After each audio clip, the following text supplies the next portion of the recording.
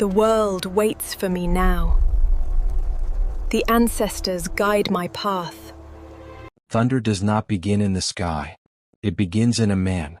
Long before the first crack split the heavens over Oyo, before the earth learned to tremble at the sound of his name, there was only a boy, restless, sharp-eyed, and already too full of something no one could quite name. Welcome. We have the freshest indigo dye today. It is beautiful. I will take this one.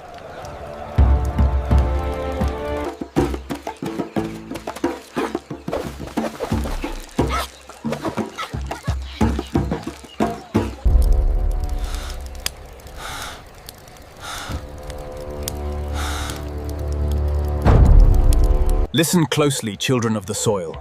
The legend of the great fire starter must be retold, lest we forget the price of power. They would later call it power.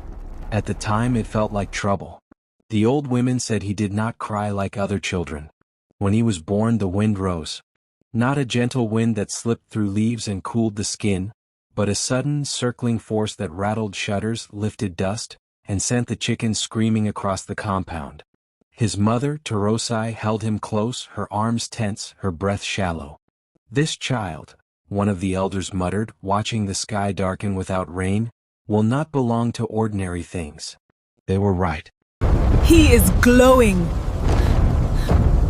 This child is truly blessed by the gods.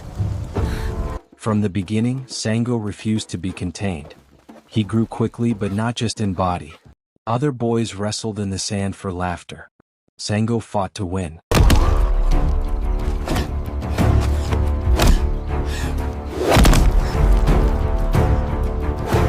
Not with cruelty, at least not at first, but with a strange intensity, as if every contest carried meaning far beyond the moment.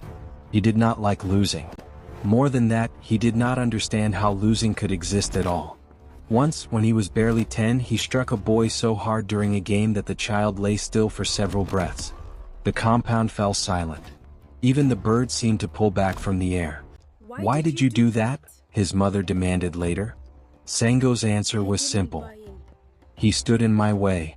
It was not said with anger. That was what frightened her most.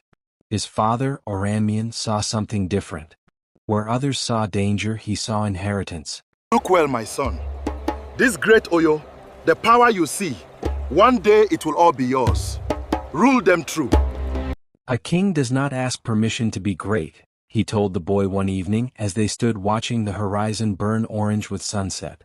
"But a king must learn what to do with the fire inside him. If you do not master it..." A king does not ask permission to be great, but a king must learn what to do with the fire inside him. If you do not master it... He did not finish the sentence. He didn't need to. The silence spoke clearly enough. War taught Sango faster than wisdom ever could. By the time he was a young man, he had already followed his father into battle. The clash of iron, the cries of men, the smell of sweat and blood, it awakened something in him that felt like recognition. Here, at last, was a world that matched his energy. Here force made sense. He did not hesitate, did not falter. While others measured risk, Sango moved like someone already certain of the outcome. He fought not just to survive but to dominate, to bend the moment until it obeyed him. Face me, cowards!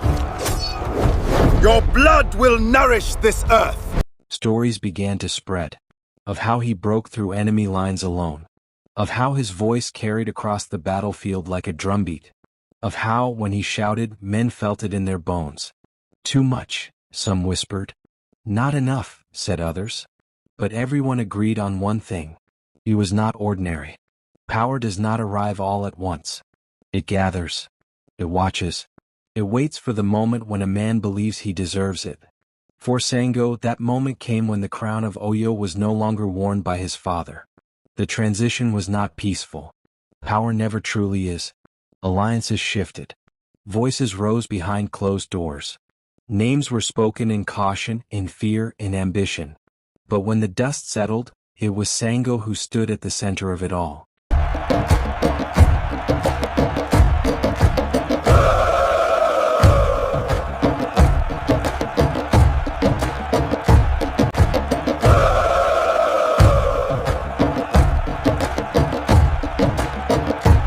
promise you will be a great king to the people, Oyo.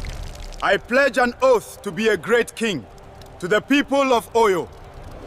Yeah, uncompromising and crowned. At first, the kingdom prospered.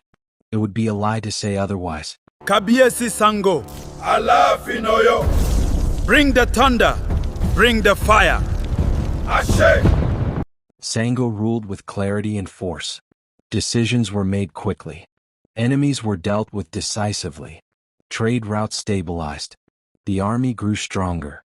The name of Oyo began to stretch further across the land, carried by both respect and fear. People slept easier knowing their king was not weak. But power, when it works, is seductive. And Sango was listening. It began with whispers of something deeper. Not just authority over men, but authority over nature itself. There were priests, old ones who understood the hidden currents beneath the visible world. They spoke of forces that lived in the sky, in the ground, in the unseen places between breath and thought. Most kings approached such knowledge carefully. Sango did not. "Teach me," he said.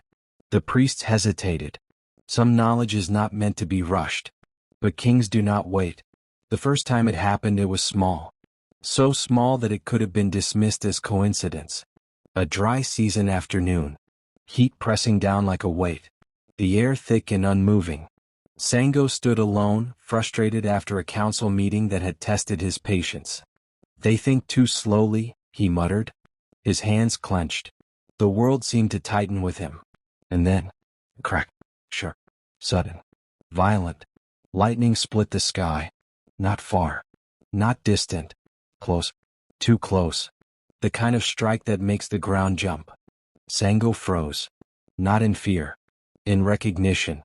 From that moment there was no turning back. He pursued it relentlessly. The medicines, the rituals, the invocations, the hidden words that tied the human voice to the forces above. He learned how to call, how to command, how to shape something invisible into something real. At first, it obeyed him imperfectly. Storms came when they shouldn't. Sparks leapt where they were not welcome. Fire answered him with a mind of its own. But Sango did not retreat. He refined. He pushed. He demanded more. Until one day the sky answered without hesitation. People began to notice. They always do. A storm during judgment. Lightning striking near the home of a man accused of lying. Fire appearing where none had been set. Coincidence can explain many things. But not when it repeats. Not when it aligns. Not when it feels intentional. He speaks, the people said. And the sky listens. With that belief, Sango became something more than king. He became a force. Justice in his court was no longer just words. It was proof. Swear falsely and you risked more than punishment. You risked the sky itself turning against you. Fear changed shape in Oyo. It became sharper. More immediate. More divine. But power does not divide itself neatly. What serves justice can also serve pride. What enforces truth can also magnify anger. And Sango, for all his strength, was still a man carrying fire inside him. Fire does not ask where it should burn. It only asks if it can. The first real warning came quietly. Not from enemies. Not from rebels. But from those closest to him.